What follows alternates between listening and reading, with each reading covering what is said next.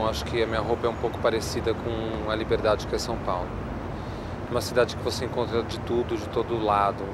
Eu acho que se eu tivesse nascido em outra cidade, a minha produção de moda ou qualquer outra produção que eu faça ia ser completamente diferente.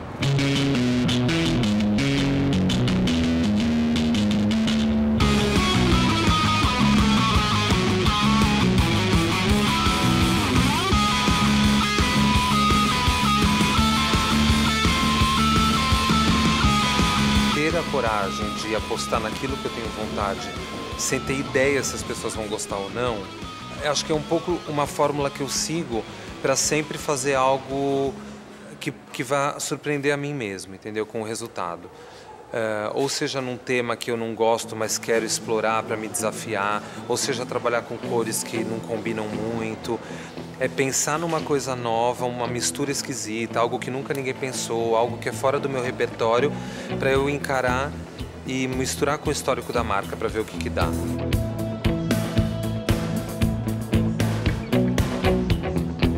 Ele alcançou um topo hoje que ele está muito confortável. Ele é um estudioso, ele sempre tem essa necessidade de apresentar um novo, né? E o novo, para mim, é sempre muito novo. É muito revigorante, é um tesão ver um desfile do Alexandre.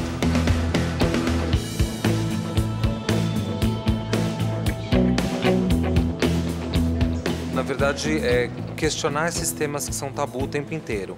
Sexualidade, religião, vida e morte, problemas sociais, sei lá. Todos esses questionamentos eu acabo, de uma maneira ou de outra, mostrando através da minha roupa, mas não panfletariamente, e sim sempre voltado para a liberdade.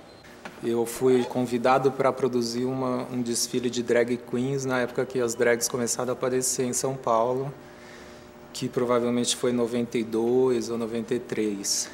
Era um desfile com meninos vestidos de mulher, aí tinha Fiorucci, tinha não sei mais quem, e tinha um bloco que eram as roupas sadomasoquistas desse novo estilista que era o Alê. Todo mundo que trabalha com drag, não sendo puxando brasa para a nossa sardinha, mas assim, você tem que ser um pouco criativo, né? Ou muito, exageradamente criativo. E as coisas que ele acredita e aposta rolam, assim. Eu acho ele um artista, então ele poderia estar se desenvolvendo em qualquer área que fosse criativa, que ele ia se dar bem. Eu acho que ele traz na construção da roupa, na estrutura da roupa, possibilidades de corpo. Não é uma roupa que plastifica e contém o corpo, mas abre possibilidades desse corpo. Eu acho ele especial, isso eu acho, assim. Acho ele diferenciado dos outros estilistas. Não, ele é o top dos tops, né? Alexandre.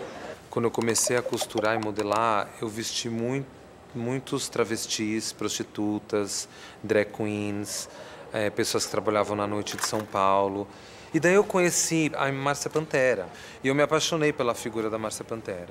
Nossa, mas que negão, né? Ela podia fazer um monte de outras coisas. Daí vim pra ela com uma primeira roupa que eu fiz pra Márcia, foi um macacão de renda branco, que ele tinha vários detalhes de corcelê, de cinta-liga, de renda em preto, e várias argolas e taxas e ilhoses que amarravam o corpo inteiro.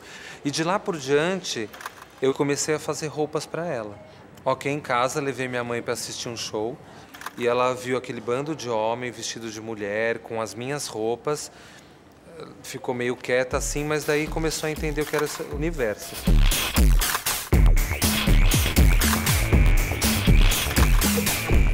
O grande começo dele foi primeiro fazendo roupa só para mim, porque ele não tinha ainda quem vestir, né? Só a mim, eu tinha muita festa e tal, e ele fazia todas as roupas. Aí ele começou a vestir travesti, prostitutas, esse povo da noite, assim, onde iriam mostrar a roupa, né? Iriam vestir e mostrar o que ele fazia. Eu não tinha condição de aparecer com a roupa que ele fazia para mim.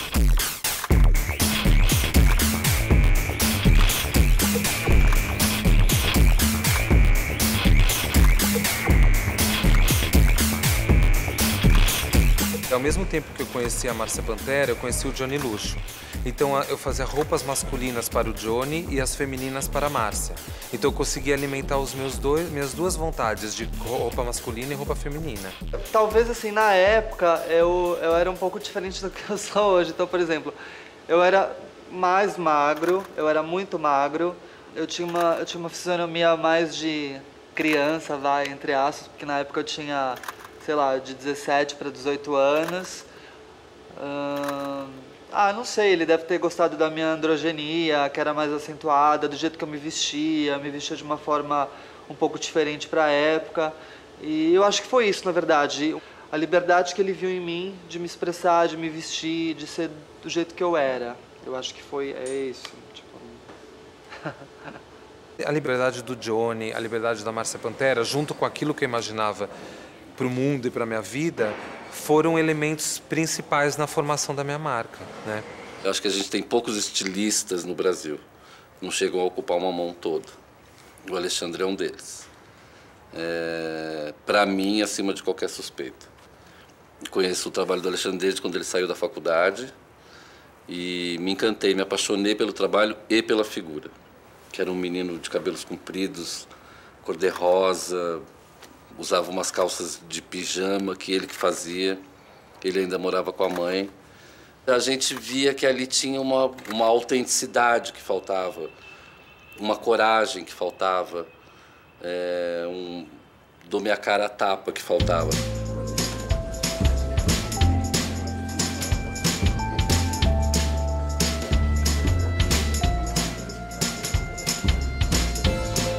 Eu continuo me mantendo fazendo aquilo que eu acredito, né?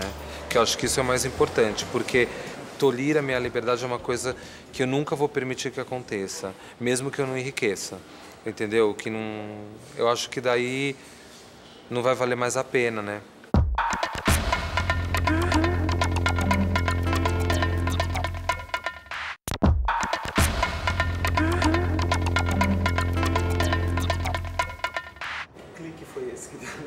De ser estilista? Na verdade,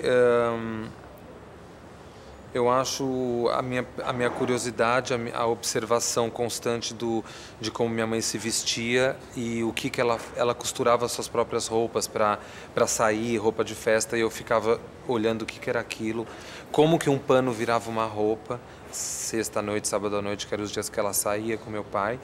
Eu sabia que, sei lá, mais ou menos no horário depois da novela, assim, ela ia tomar banho e se arrumar para sair. Daí ela até me dava um pouco de angústia, que eu ficava sem os meus pais, assim, em casa. Ficava um pouco triste, sábado e domingo. Não sei se eu queria sair com eles ou se eu não queria estar sem eles em casa. Bastava saber que eu ia me trocar para ir numa festa ou sair para o cinema, para alguma coisa, ele tinha que entrar no quarto junto e olhar para mim, me vestir e dizer, tá bom, não tá, põe aquele, não põe. Sempre foi de meter o bico como eu devia me vestir. Usa aquele sapato, põe aquela bolsa, nanã. Daí eu vi que ela deu um pouco de liberdade, daí eu continuava a palpitar. Num certo momento, eu acho que esse palpite não foi suficiente, eu pedi para ela me ensinar a costurar, né? Daí ela me ensinou. Ela tinha uma máquina em casa, eu aprendi a costurar, aprendi a modelar com ela e comecei a fazer roupas para mim e para ela.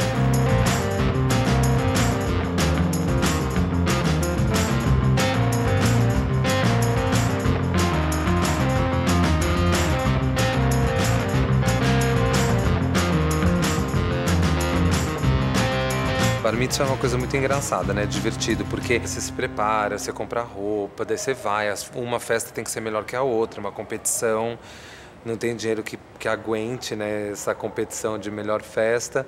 E eu lembro que no meu bar mitzvah teve um show de mulatas, foi incrível, do Sargentelli.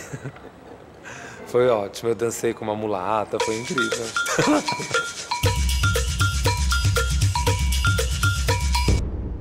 Eu estudava até 17 anos num colégio que era um semi-internato, né?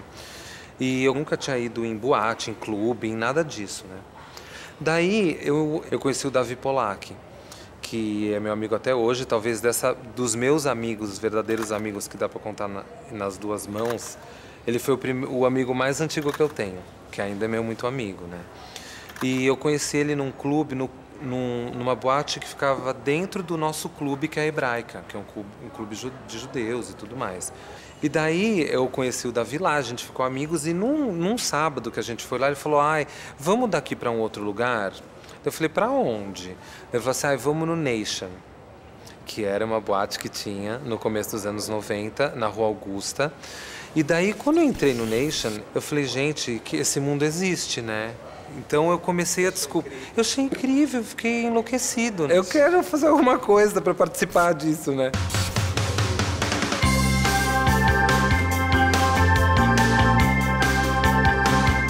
Na nossa casa, onde todo mundo morava junto, virou a ateliê dele.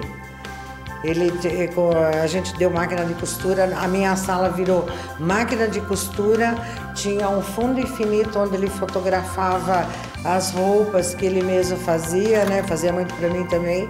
E toda a casa era um ateliê dele. O primeiro ateliê dele foi na nossa própria casa.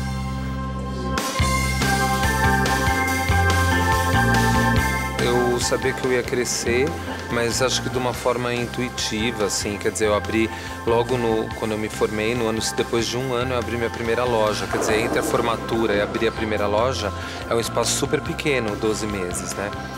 Então me formei em novembro de 93 e em outubro de 94 abri minha primeira loja.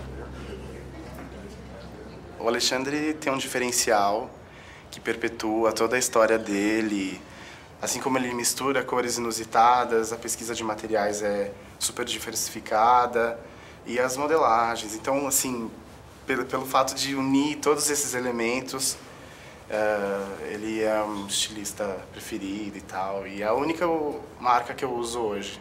A primeira camiseta que eu comprei foi essa daqui, na loja, que era uma camiseta da coleção da Disney. E então, eu comecei com camisetas, depois com calçados, depois acessórios. São quantas camisetas?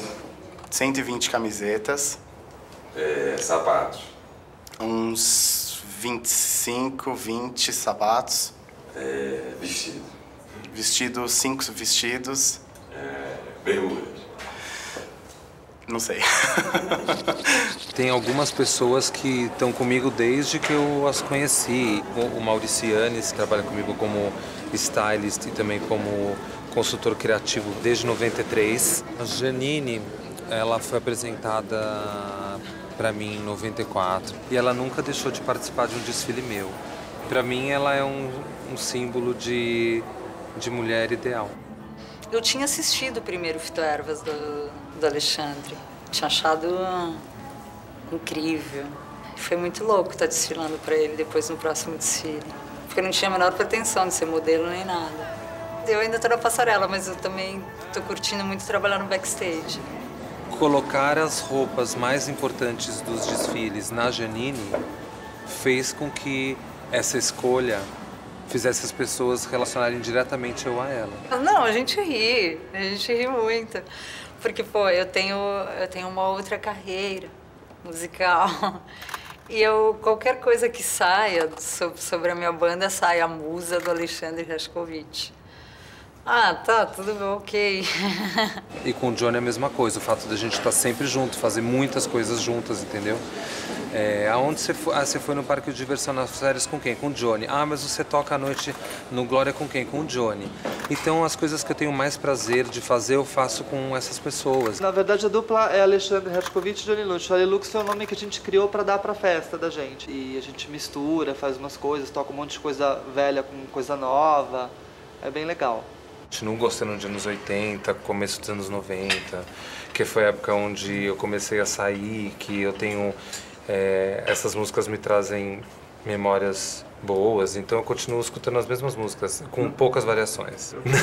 Eu toco assim, desse jeito, com exceções, assim, quando tem alguma festa, a gente faz sempre clássicas festas, festa do chapéu, festa da peruca, onde as pessoas têm que ir de chapéu, eu tenho que ir de peruca, e a gente faz festas assim, tipo Halloween, festa de Natal, e sempre tem um dress code, porque a gente quer fazer com que as pessoas se libertem.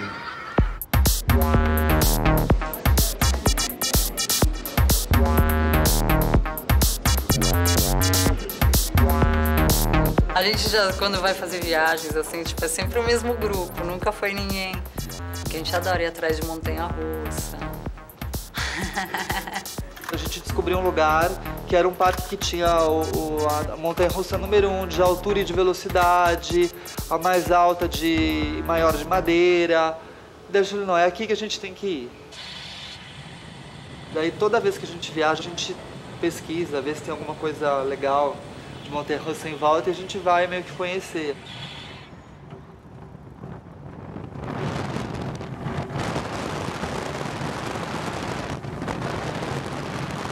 Eles têm traços que o meu trabalho também tem.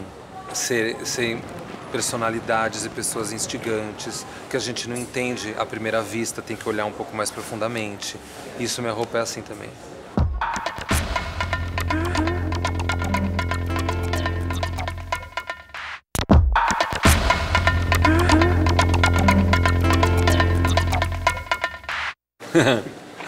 Esse livro foi pensado pelo João Rodolfo em contar a minha trajetória de trás para frente. O livro começa com a minha morte, que ainda não aconteceu, e depois tem uma série de páginas em o meu atestado de óbito, que foi escrito pela minha mãe. E ele tem um caderno inteiro em branco, que são as histórias que eu ainda vou contar. E daí ele começa com todas as roupas mais importantes que eu já criei, e ele acaba na primeira peça que eu fiz, que foi a camiseta branca com a caveira preta. Desde muito criança, eu sempre gostei desses símbolos ligados ao terror, a um imaginário que era imaginário, que você não tinha real ali, e sempre me atraiu muito. E quando eu tinha, sei lá, 16 anos por aí, eu desenhei um crânio, eu mesmo, num papel vegetal em nanquim, e até hoje esse crânio é a tal da caveira do Alexandre Hershkovich, e essa primeira camiseta branca com estampa preta existe até hoje. Eu sempre gostei desses símbolos, e para mim os ossos e o próprio crânio são símbolos de vida e não de morte, porque a gente só está de pé porque a gente tem essa estrutura fazendo a gente se mover e tudo mais. Essa foto aqui eu usei no meu desfile de formatura e foi um símbolo muito forte. Aqui, tá vendo? Então eu escolhi essa peça para todas as principais pessoas da minha vida, quando eu fotografei esse livro, usarem para fazer esse retrato. Então minha família está na camisa de força, né? Vamos lá. Meu irmão, meu pai e minha mãe. Eles não estão amarrados, nem meu pai nem minha mãe. Agora o resto está todo mundo amarrado. Não me pergunte por quê, talvez o analista, né?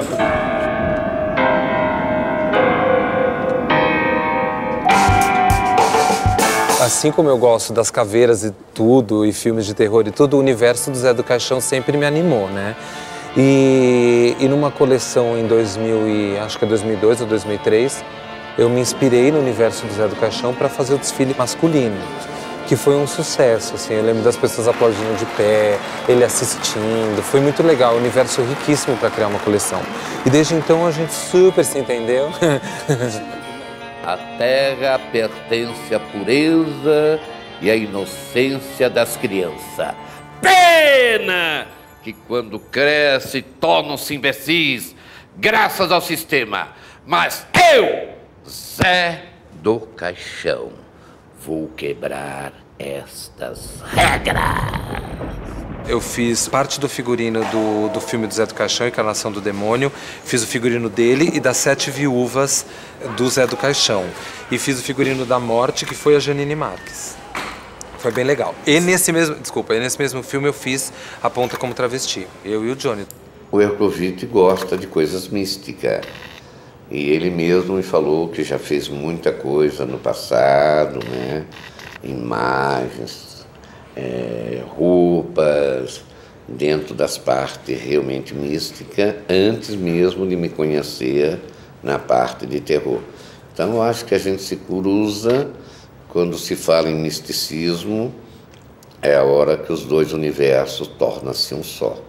Olha, É muito pretensioso falar isso, mas eu adoraria fazer uma novela um dia, né? Então eu fiz pequenas participações. Participei lá do Blindness, do Meirelles. Eu sou uma dessas pessoas que quando chove nessa cidade, sai de dentro da casa e eu pego um jarro de liquidificador para tomar água da chuva. Eu adoraria fazer mais um pouquinho, né? Mas eu tenho meio vergonha, assim, de como que eu vou falar que eu queria fazer? Pra quem que eu vou falar, né? Olha, gente, um diretor que acredita em mim.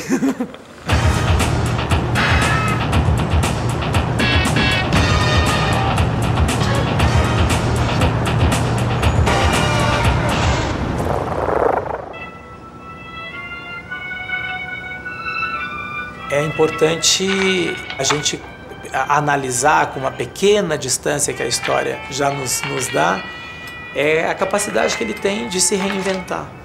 As pessoas estavam sempre escondidas atrás de marcas, elas não estavam em primeiro plano.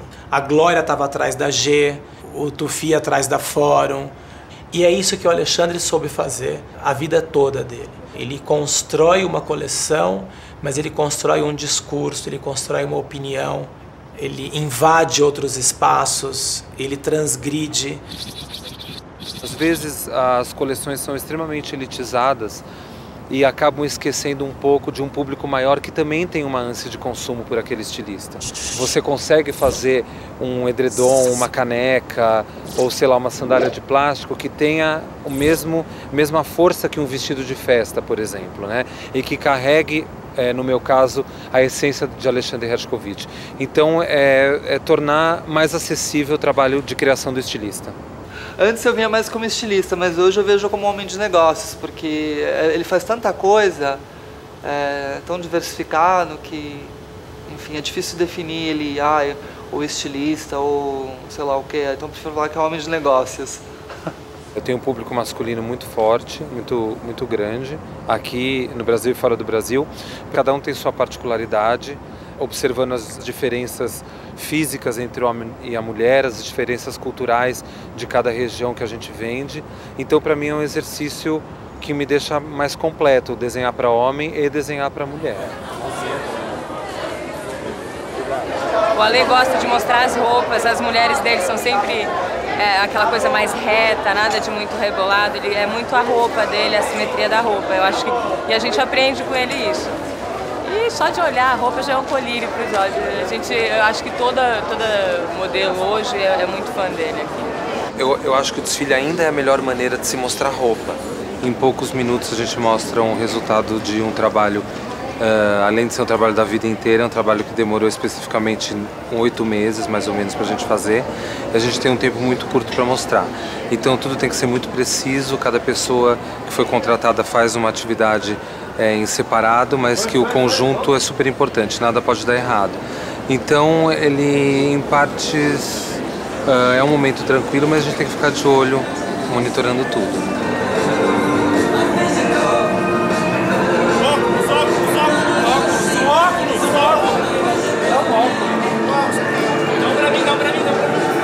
Quando ele cria uma coleção, ele já tem a imagem da mulher, do homem na cabeça dele. O que eu faço é botar a vida nessa inspiração dele, né?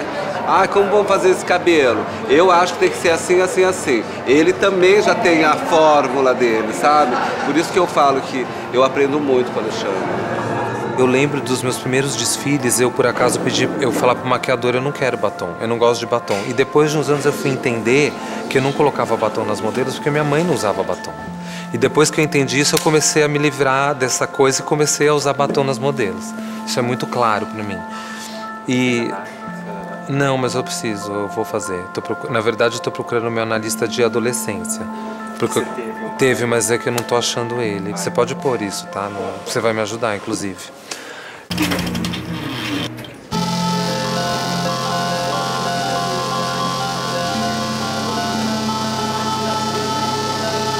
A gente é aquilo que a gente quer ser, da maneira que a gente se expressa e tudo mais. Então a minha luta foi sempre para que as pessoas se expressem da melhor maneira, sempre olhando para frente e fazendo uma proposta nova.